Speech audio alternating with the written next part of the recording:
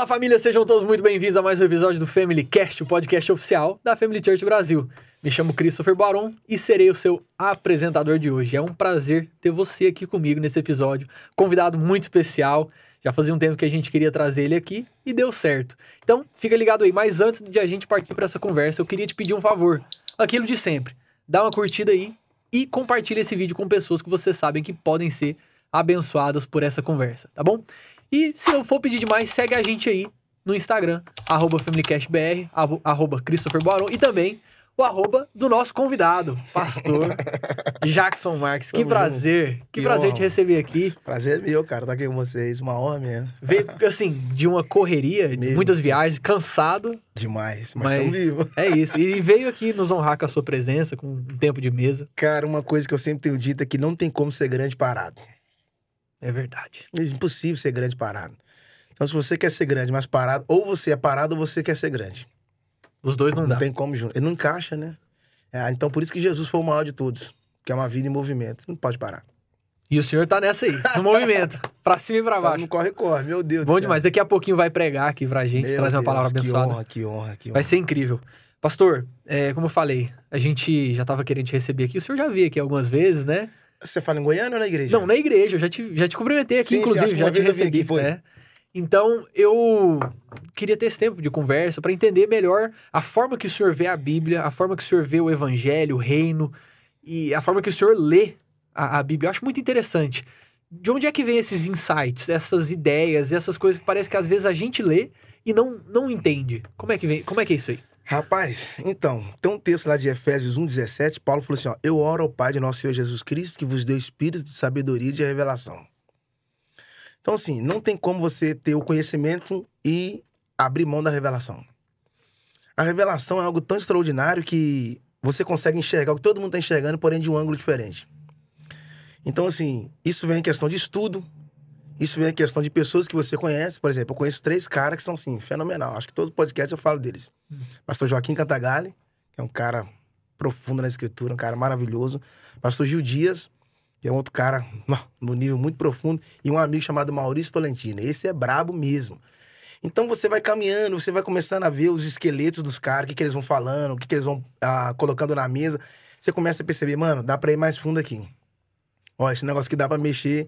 Porque, assim, é um horizonte muito grande a Bíblia. A Bíblia é um mar. A Bíblia é um poço. Quanto mais você cava, mais descobriu que não cavou nada, entendeu? O grave problema é que a galera lê a Bíblia pra tirar coisa dela. E, na verdade, você tem que ler a Bíblia pra ela tirando coisa de você. Uau. Porque quanto mais você lê a Bíblia, mais ela te lê, né? Não é só extrair o que tá lá dentro, mas ela precisa arrancar alguma coisa que tá aqui dentro. Então, quando você consegue permitir que ela mexa em você, ela vai te revelar coisas extraordinárias. E outro detalhe, a graça da revelação é que ela não vem a hora que você quer. Porque senão fica muito fácil, não é uma lâmpada de Aladim. Por isso que tem um texto lá de H, que ela estava perdida no deserto, e o texto diz que ela estava perto de um poço d'água e não via o poço. Porque a revelação não é a hora que você quer. Aí a Bíblia diz que Deus abriu os olhos dela, ela foi e viu o poço. E é engraçado que Deus mostrou onde tinha água, mas não deu água na boca. Uau. Deus não vai colocar água na sua boca quando ele sabe que você tem maturidade suficiente para ir lá e... É verdade, e já tava lá, né? Tá lá, o poço tava lá. Da mesma forma, então, é assim que o senhor vê as escrituras. Sim. E qual a importância dessas inspirações? O senhor citou 3. Qual a importância de nós termos pessoas que são referências, que nós acompanhamos e nos inspiramos nelas? Então, ninguém nasce grande. Ninguém nasce sabendo. Então, a vida é uma escola. Quanto mais você assenta para aprender, mais depois você tem habilidade para ensinar. Acredito muito que a vida não traz quem você pede, a vida traz quem você precisa. E todas as vezes que Deus traz alguém melhor do que você, para perto de você, é para te evoluir. Por isso que todas as vezes que você compara, você para. A comparação é a matemática de um frustrado. Uau. Quem compara, para. Entende? Então, todas as vezes que alguém de um nível mais elevado aproximar de você, pode ter certeza que é Deus querendo te esticar em algum nível. Essas inspirações eu preciso olhar para alguém e falar, poxa, eu tenho que aprender alguma coisa com esse cara. Entende? Eu não posso estar perto de um Gamaliel e não extrair nada dele. Se você traz um cara sábio para perto de você, a primeira coisa que você precisa arrancar dele é o que está no cérebro dele e não o que está nas mãos dele. Porque mão de obra você acha em qualquer lugar, irmão. Agora, mentes pensantes... Eita, peraí, esse negócio de arrancar o... Calma, peraí, segura aí, pastor, pelo amor de Deus. Esse negócio de arrancar o que tá no cérebro e não o que tá nas mãos. Nas mãos. Me explica isso aí. Tipo assim, por exemplo, você tá do lado de Salomão, você vai querer a obra das suas mãos ou a obra da sua mente? Porque mão de obra, qualquer lugar tem. E ele era um homem rico, né? Ele tinha Sim. muitas obras, muitas coisas, muito a oferecer nas mãos. Mas o que ele tinha aqui era maior do que o que estava aqui. Uau. Entende? Se você quer construir um prédio, chama os homens de mão. Mas se você quer estabelecer um prédio, chama homens de mente. Entende? Porque a construção não começa aqui. Ela começa aqui, ó. Ela é concluída aqui, mas ela começa aqui. Então, por que a mente? Quando o inimigo entrou no jardim, o primeiro lugar que ele acessou não foi o corpo. Foi a mente. Porque a mente é o governo. Então, quem governa uma parte da sua mente, governa você por inteiro. O inimigo não quer governar a sua carne, quer governar a sua mente. Porque a mente é o governo. Por isso que há uma diferença entre o tolo e o sábio, né? Que o tolo fala para depois pensar e o sábio pensa para depois falar. A graça do sábio não está nas suas palavras, e sim nos seus pensamentos. Alguém falou comigo, você tem que andar do lado de gente forte. Eu falei, não. Você tem que andar do lado de gente sábia. Porque nem todo forte é sábio. Agora, todo sábio é forte. Então, a sabedoria é um mistério. Porque a sabedoria está além do saber, né? A sabedoria é uma visão. E o que é visão? É você enxergar o que todo mundo está enxergando, porém de um ângulo diferente. Por exemplo, chegaram para Jesus e falaram, Lázaro morreu. Ele virou e falou assim, não, vamos lá porque Lázaro está dormindo. Estava enxergando o que todo mundo estava enxergando, porém de um ângulo diferente. Todo mundo via a morte. Só Jesus enxergou vida. Uau. Sábio, visão, forte. Isso Demais. era Jesus, né? E outra coisa, Cris, as pessoas confundem, porque a ideia de Deus não é te dar um novo óculos, é te dar uma nova visão. É diferente isso aí. É claro, porque o óculos é você enxergando na visão do homem. A visão é você enxergando na visão de Deus. Porque quem tem a visão não fala do que vê, né? Quem tem a visão fala do que crê. A visão é você enxergar o que está por trás da parede. A visão é você enxergar um prédio pronto, quando na verdade os seus pés só estão no terreno. Mas você está falando de quê? Porque a visão tem a ver com o futuro e não com o passado. Não confunda vista com visão. A vista revela de onde você saiu e a visão mostra onde você pode chegar. Qual foi o erro da mulher de Ló? Não tinha visão. Deus falou, não olhe para trás. É uma regra simples, né, Cris? Não olhe para trás. Por que não olhe para trás? Porque tem 3 coisas aqui. Primeiro, não tem como andar para frente olhando para trás. Segundo, a mulher saiu da cidade, mas a cidade não saiu de dentro dela. E terceiro, não permita que uma movimentação errada te paralise para sempre. Ela olhou para trás e nunca mais conseguiu olhar para frente. E Deus está nos dando oportunidade para olhar para frente, para nunca mais querer olhar para trás. Glória a Deus. É a visão. E isso quem entrega é Deus. É claro, porque a visão, ela tem a ver com a construção. Visão não tem a ver com o passado, tem a ver com o futuro. Por isso que todo filho precisa de um pai. Porque pai não é o que cria, pai não é o que alimenta, pai não é o que sustenta, pai é o que dá destino. Os pais são arco e os filhos são flechas, né? O arco não vai, mas ele libera as flechas para ir. Então, aonde seus pais não chegaram, Deus vai começar com você. Amém, glória a Deus. Pastor, Entende? quando o senhor está citando esses trechos de sabedoria, de conhecimento, sempre eu vejo citações de personagens bíblicos, né? De pessoas. Assim como tem inspirações que estão vivas hoje, o senhor citou essas 3 pessoas, existem inspirações na Bíblia. Sim. Para o senhor, claro, além de Jesus. Quem é a sua maior inspiração dentro dos personagens bíblicos? My God, que pergunta. Uau. Agora eu fiquei emocionado. Eu gosto muito de Jacó. Porque todos nós temos um Jacó dentro da gente. E antes de Deus mudar o nome de Jacó, Deus tem que mudar o seu caráter. Jacó é um cara tão extraordinário que é o único homem na Bíblia que tem 3 nomes. Jacó, Esaú e Israel. Jacó foi o nome que o pai deu. Esaú foi o nome que ele mesmo deu para roubar bens do irmão. Israel foi o nome que Deus estabeleceu. Jacó é aquilo que as pessoas queriam que você fosse. Esaú é aquilo que você sempre quis ser. Agora, Israel é aquilo que Deus planejou para você. Então, não tem como eu querer ser Israel me mantendo como Jacó. Deus não sustenta a máscara. A máscara não consegue permanecer diante da verdade, porque a verdade não é uma palavra, a verdade é uma pessoa. Lembra que quando Jacó foi encontrar com Esaú, isso é muito forte. Antes de Jacó encontrar com Esaú, ele encontrou com Deus. A Bíblia diz que Deus foi lá e feriu na coxa. Ele saiu mancando. E eu fiquei pensando, por que Deus feriu Jacó? Primeiro, Deus tocou ele por fora para mudar ele por dentro. Hoje Deus nos toca por dentro. Para nos mudar por fora. Uau. E outra, ele saiu mancando. Na verdade, foi proposital. Porque o próximo encontro ia ser com Esaú. Esaú queria matar ele. Quando Esaú olhou e viu Jacó mancando, ele falou, não vou matar. Já tá ferido. Não preciso tocar. Deus é capaz de te ferir em uma área, só para gerar misericórdia em alguém que queria te matar. Glória a Deus. Ele é capaz de usar a sua vulnerabilidade para gerar misericórdia em alguém com um coração furioso. Então Deus feriu Jacó para não perder ele. Então assim, Jacó é demais. Jacó e José, né? Que de José que eu amo é que José sonhou, o padeiro sonhou, o copeiro sonhou, Faraó sonhou, os únicos que não sonharam foram os irmãos de José. Porque os caras estavam tão focados em matar José que esqueceu até de sonhar. Uau. Entende? Então, quando você foca na sua missão, ou melhor, nos seus desejos, Deus não se manifesta. Mas quando você foca no seu propósito, Deus se manifesta. Entende? Os irmãos de José perderam a oportunidade de estar do lado do maior governador do Egito. Porque quando eles venderam José para ficar com a herdade de Jacó, eles deram mole. Porque quando eles jogaram José para longe, Deus estava trazendo José para perto. Eita. E detalhe, e você já encerra aqui, quando jogaram José para fora, Deus é extraordinário. Se você pegar uma semente, Cris, colocar ela dentro de um cofre, quando passar 3 anos você abrir o cofre, a semente vai estar do mesmo jeito. Mas se você pegar a mesma semente, tirar ela do cofre e colocar ela no solo, o que ela não produziu em 3 anos dentro do cofre, ela pode começar a produzir em 3 dias no solo.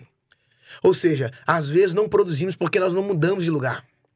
Quando os irmãos de José vendeu ele, era Deus mudando ele de solo. O que José não conseguiu ser a vida inteira na casa dos pais, quando ele chegou no Egito, ele se tornou uma árvore de governo. Amém. Mudanças fazem parte. Essa mudança foi o ambiente? Claro. É ambiente diferente, então. Claro, porque tem lugares, Cris, que você vai ter que lutar para sobreviver e vai ter lugares que você só vai precisar lutar para frutificar. Lá José não podia frutificar, então ele só sonhava. Agora no Egito ele não sonha, ele realiza. Uau.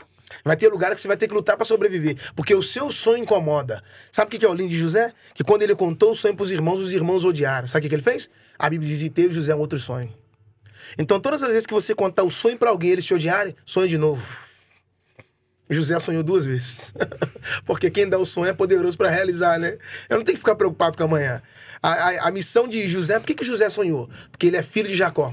E quando Jacó estava no deserto, ele colocou a cabeça na pedra, também teve um sonho. Então, homens que sonham não geram filhos mimados. Homens que sonham geram filhos sonhadores. Glória a Deus. Eu não posso ter pesadelo. Se Deus está me dando sonho, né? Uau, que bênção. É difícil até de processar. Meu Deus. Uau. Em relação à palavra de Deus, eu vejo que o senhor tem um zelo muito grande pela Sim, palavra, sim. um cuidado, um carinho. E existem histórias... Não histórias. Eu quero dizer assim... Alguns fatos? Eu vou mais fundo. Qual que é a maior lição que o senhor acha que a gente pode tirar da Bíblia? Uau! A maior lição que nós podemos tirar da Bíblia? Amar. Você sabe que a amizade, ela é o relacionamento mais profundo que existe. Ela tá além do casamento. É mesmo? É. Me conta isso aí. Porque é possível um marido divorciar de uma mulher 40 anos de casado. Mas não existe divórcio entre amigos. Amigos não se separam. É possível no dia da morte de alguém, a esposa não ir, ou o marido não ir. Mas no dia da morte de uma amiga, ele vai estar lá. Quer uma prova? Quando Jesus foi para a cruz, tinha um amigo lá, o João. Por quê? Amizade naquilo que você tolera, amizade é aquilo que você desfruta. Para os colegas, você revela o que está na sua mente, mas para os amigos, você expõe o que está no seu coração.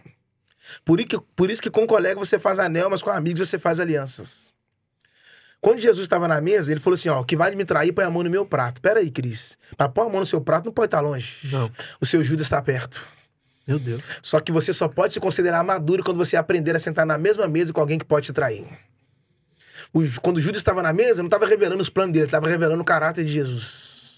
Jesus pegou o pão, deu graça e partiu, entregou primeiro para Judas.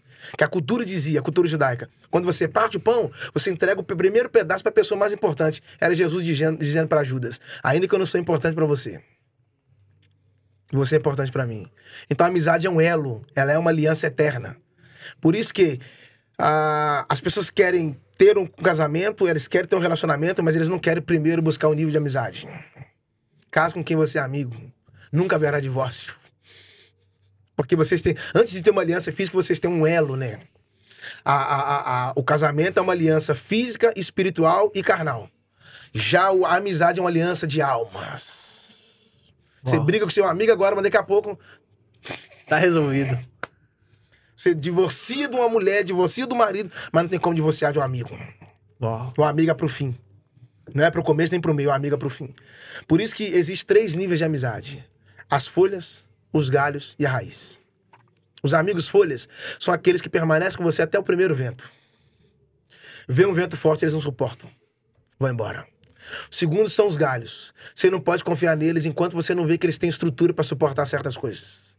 Terceiro são as raízes. Aqueles que ninguém vê, mas estão lá. Aqueles que te sustentam, não pelo seu nome, mas estão ali por aquele que você é. Entende? Então, a amizade não tem a ver pelo quantas pessoas estão em sua volta. A amizade tem a ver pelo quanto que você consegue alinhar o seu coração com o coração deles. Alinhamento não é ter a mesma aliança, é ter o mesmo coração. Não é estar debaixo do mesmo teto, é estar debaixo do mesmo propósito. Não é só estar na mesma mesa, mas é estar no mesmo destino. Para mim, na Bíblia, a maior lição que existe é a amizade. Por isso que Deus chamou Abraão de amigo. E Jesus nos chama de amigos. Quando né? Jesus chamou os discípulos, ele falou assim, ó, Jesus tinha 2 amigos, que eram Judas e Lázaro. Ele falou, Judas, quando beijou ele, que nem todo mundo que te beija te ama. Meu Deus. Tem gente te beijando de dia, mas te traindo de noite. Misericórdia. É o beijo mais frio da história. Beijou, mas nunca amou. E aí Jesus falou assim, vamos lá, porque o meu amigo está dormindo, Lázaro. Então Jesus tinha 2 amigos. A amizade é um nível de promoção. Quando Jesus ressuscitou, ele apareceu para os discípulos e falou, agora eu não chamo mais vocês de servos, porque os servos não sabem o que faz o seu Senhor. Agora eu vos chamo de amigo. Isso foi quando eles entenderam o plano de Deus por completo, né? Uau! Nós temos um elo, nós temos uma aliança, somos amigos. A amizade é tão forte que Saul queria matar Davi, vale a pena falar isso.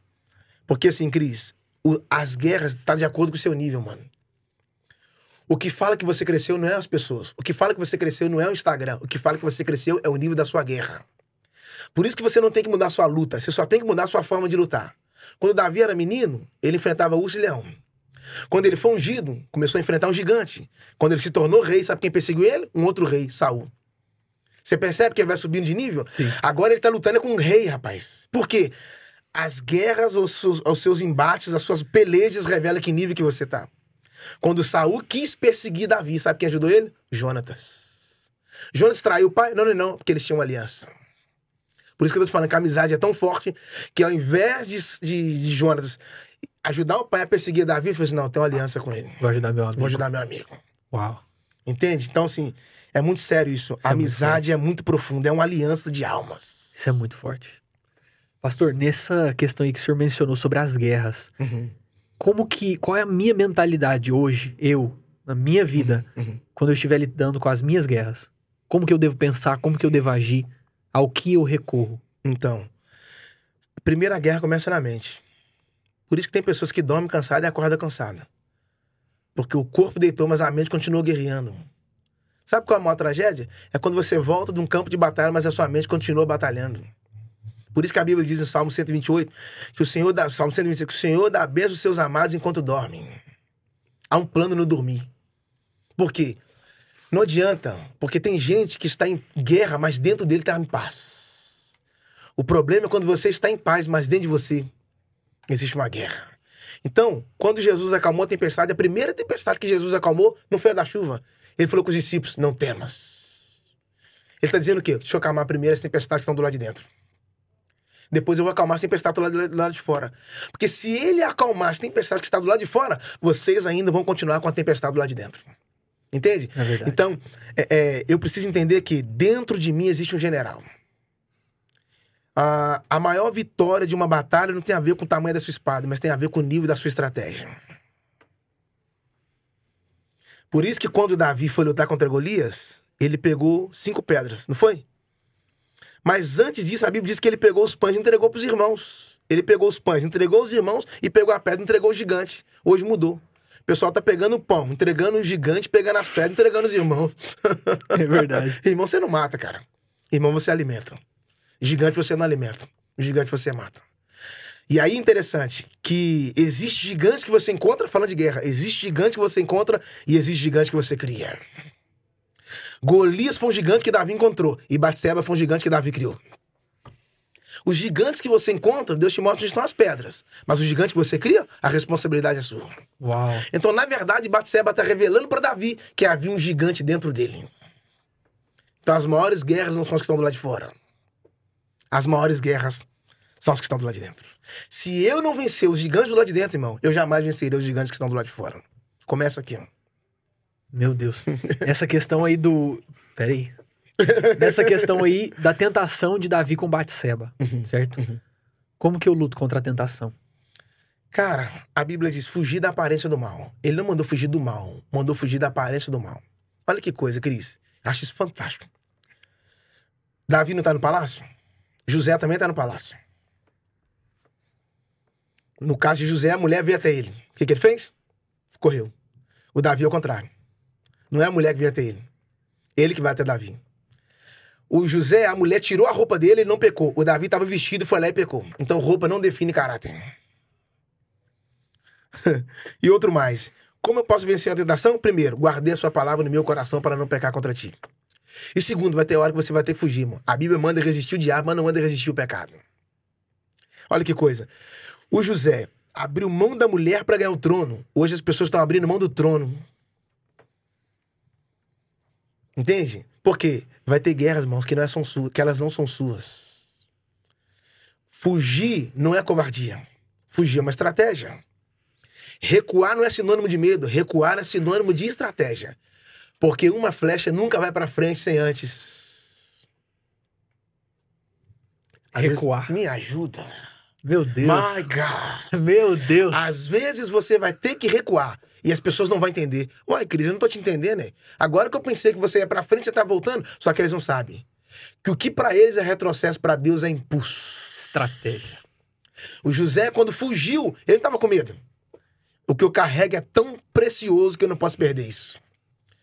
Não permita que coisas momentâneas destruam coisas eternas. Você só vai alcançar uma medida eterna quando você decidir sair dos limites humanos. A tentação vai durar 30 minutos. E o sonho de José? Até hoje nós estamos falando dele. Eita! É verdade. O plano eterno. Demais. Como é que eu posso fugir da tentação? Nunca esquecer da eternidade. Eu não posso perder o eterno pelo passageiro. Por que tem tanta gente caindo em pecado, principalmente sexual?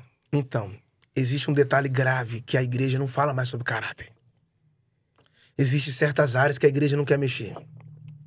E isso é tão profundo que todas as vezes que um motorista vai sair com o carro, a primeira coisa que ele faz é o quê? Leva o carro na manutenção. Porque ele precisa fazer o alinhamento, o balanceamento. Vai ter parafusos que precisam ser trocados. Vai ter algumas peças que precisam mexer, alguns óleos que precisam ser trocados. Nós não queremos mexer em áreas privadas da nossa vida. Nós não queremos ser tocados. Quando Abraão foi circuncidar Isaac, que era o corte no órgão masculino do filho, de 8 dias, por que Abraão teve que circuncidar Isaac? Primeira coisa que Abraão teve que fazer, tocar na intimidade do Isaac. Por quê? Só o pai pode tocar na intimidade do filho. Entende? Qualquer outra pessoa que toca na intimidade do filho, não tendo a sua paternidade, não é paternidade, é abuso. Há uma diferença entre paternidade e paternalismo. Paternalismo tem a ver com aquilo que o filho tem que fazer para o pai obrigado. Paternidade tem a ver com aquilo que o pai faz por amor ao filho. Então, nós precisamos entrar no caminho da santidade. Santidade não é um desejo. Santidade não é uma vontade. Santidade é um chamado. E ele vos chamou para a santificação. Segui a paz com todos e a santificação. Entende? A santificação, ela é tão profunda que a maior prova que você pode declarar que ama a Deus é viver em santidade. Nós fomos chamados para a obediência. E obedecer está ligado com renunciar. Renúncia é quando você diz não para si. E obediência é quando você diz sim para Deus. Deus só promove quem obedece. Adão desobedeceu, foi removido. José obedeceu, foi promovido. Uau. Quanto mais você obedece, mais Deus te promove. A obediência tem a ver com chamado. Entende? É muito sério isso. Glória a Deus. Muito sério isso. Como que eu sei qual que é o meu chamado? Meu Deus. Se eu ligar pra você e você não atender, não é que você atendeu o telefone. Não é que você deixou de atender o telefone. Você deixou de atender um chamado. Porque chamado é específico. Por isso que quando Jesus chegou lá, ele falou assim, ó, tirai a pedra. Ô Cris, Jesus não poderia tirar aquela pedra. Embora ela era muito pesada, precisava de muitos homens para se tirar a pedra do sepulcro de Lázaro. Mas ele sendo Deus, poderia tirar. Por que Jesus não tirou a pedra? Primeiro que ele está dizendo, quem tira a pedra é vocês e quem tira o Lázaro sou eu. Eita. E aí é um sepulcro onde colocavam mortos. Mas quando Jesus chegou na porta do sepulcro, ele só gritou Lázaro. Por que ele chamou Lázaro? Porque chamado é específico. Se ele chama morto, ia sair a turma. Levantava o cemitério inteiro. Mas quando ele disse Lázaro, é específico. Como eu sei que eu tenho um chamado? Primeiro, o seu coração vai arder por aquilo. Segundo, o chamado vai fazer você andar naquele lugar como você nunca andou em outras áreas. Terceiro, vai arder a sua alma. Porque chamada não é quando você ouve, chamada é quando você atende. Entende? A chamada de Deus vai alinhar com os seus sonhos. Deus é capaz de usar na área do seu trabalho, seja você um médico, seja você um empresário, empreendedor, ele é capaz de conectar as ferramentas que estão na sua mão só para cumprir o seu chamado. Por exemplo, o Pedro não era pescador? Sim. Ele era pescador físico. Quando Jesus encontrou com ele, ele falou assim, estou te dando um chamado hoje. Você vai ser pescador de homens. Pera aí, eu nunca pesquei homens. Eu tô mudando, Pedro. Porque cargo quem dá é homem, agora ministério quem dá é Deus. Qual a diferença de pescar peixes e pescar homens? Todo pescador de peixe tira ele da vida, leva ele para a morte. Todo pescador de homem arranca ele da morte para levar para a vida. Ou seja, você vai continuar pescando, só que agora peixes diferentes. Então, o maior sinal do meu chamado é a resposta que eu dou para ele. Não adianta Deus te chamar e você não dá a resposta. Quando você entende o seu chamado, você dá a resposta para ele. Quando é ministério, quando é chamado, desliza. Não tem barreira. Você sente dificuldade. Porque o chamado é um embrião, né? Ele vai desenvolvendo ao longo do tempo. Ele vai formando, até você entender, essa é a minha vida. Porque a sua vida tem a ver com o seu propósito. Qual que é a diferença ou a ligação, o relacionamento entre chamado, missão, propósito, objetivo? Como que eu organizo tudo isso na minha cabeça? Então, primeiro, como é que eu descubro o meu propósito? Então, há uma diferença entre o seu propósito e o propósito de Deus. Sim. O seu propósito pode ser um, o propósito de Deus pode ser outro. E a maior tragédia é quando eu estou na contramão de Deus. Porque Deus não quer te dar velocidade, Ele quer te dar direção. Como eu descubro o propósito de Deus na minha vida? Então descubra a sua paixão, hein? Você gosta de fazer o quê? Isso. Descubra a sua paixão e ela vai iluminar o seu caminho para você enxergar o seu real propósito. Tem pessoas que estão vivendo uma vida atrás dos seus sonhos, mas não estão atrás do propósito. A maior tragédia do homem é viver uma vida sem descobrir o seu próprio propósito. Ele não viveu. E alguém me perguntou um dia, você tem medo de morrer? Eu falei, não tenho medo de morrer, eu tenho medo de não viver. Porque pior do que morrer é estar vivo e não vivendo. E como é que eu descubro que eu vou viver?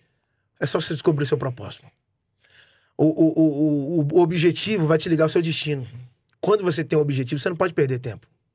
Alguém diz que tempo é dinheiro, né? Não. Tempo não tem a ver com dinheiro. Tempo tem a ver com o seu destino. Porque homens de sucesso não valorizam dinheiro. Homem de sucesso valoriza tempo. Por isso, o segredo do teu sucesso é como você utiliza o seu tempo vago. Tem gente que tá com o relógio no braço, mas tá parado. Tá fora do tempo. O relógio não é para mostrar apenas um tempo. O relógio é para te dar um objetivo. Quem não tem objetivo? Por isso que os grandes homens sempre andam com o relógio no braço. Porque para eles... O tempo inteiro. Toda hora. Você tá aí? O relógio é tão importante que não tá falando do dinheiro. Eu não posso perder tempo. E a minha geração, infelizmente. Talvez eles não entenderam a questão do chamado, do propósito. O propósito é a missão que você cumpre. O chamado é uma vocação que nasce dentro de você. Você não escolhe o chamado. É o chamado que escolheu você, ué. O seu chamado já nasce lá dentro. E as pessoas não conseguem entender isso porque nós estamos tão... Existe um problema hoje, Cris, muito pesado, chamado distração. Como o diabo pode matar o propósito de Deus na minha vida? Como o diabo pode destruir o chamado de Deus na minha vida? Me distraindo. Eu estou distraído.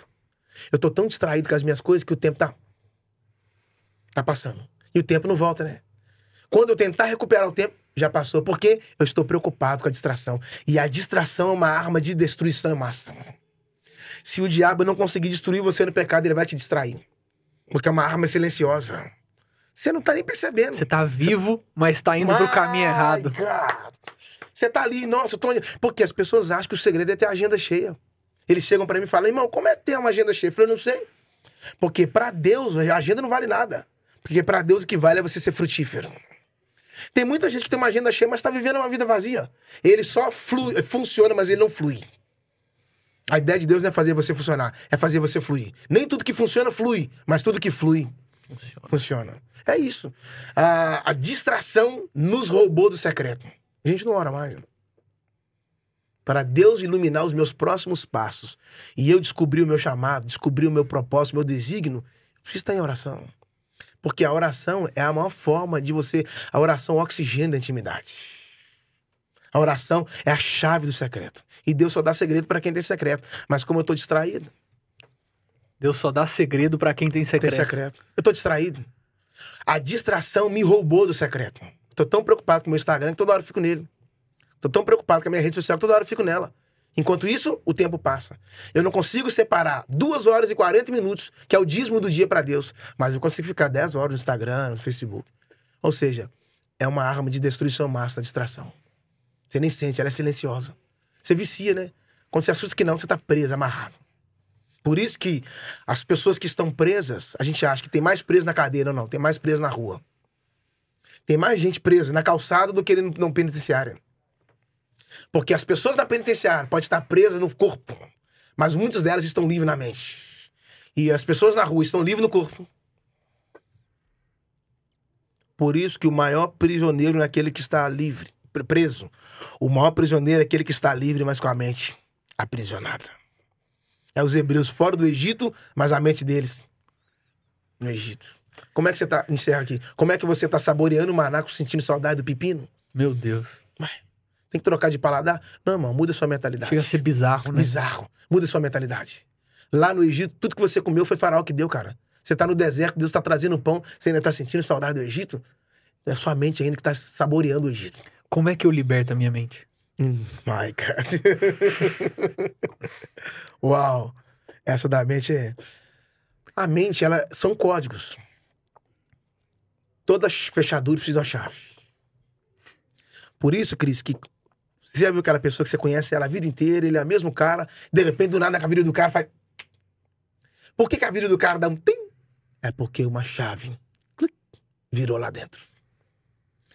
É essa chave que vira lá dentro, é o que Paulo falou em Romanos. A nossa mente precisa ser renovada, transformada. Por que a mente transformada? Porque quando você tem uma mente transformada, as suas ações são modificadas. As suas ações mudam quando a sua mente foi modificada. Por quê?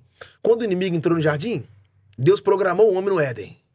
Colocou o homem dentro do jardim. Deus programou o homem para ser como ele. O inimigo veio e colocou um vírus. O vírus não é para roubar o computador. O vírus é para implantar o sistema dele lá. O vírus nada mais é para implantar a cultura dele. Então Deus programou o homem, o inimigo foi lá e desprogramou o homem.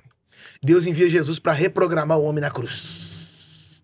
Após a cruz, o homem foi reprogramado para enxergar como ele, pensar como ele, falar como ele e amar como ele. Então, a palavra de Deus é o único meio de transformar a nossa mente. Se a palavra de Deus não mudar sua mente, nenhum outro sistema pode. É o único meio de construir você por dentro para permitir você se reconstruir por fora. Se a palavra de Deus é a chave, a minha mente é a fechadura. Por isso o salmista falou, na sua lei eu medito. De dia e de noite. Me fala o que está ocupando a sua mente e eu vou falar se você está preso ou se você está livre. Uau, uau. Meu Deus do céu.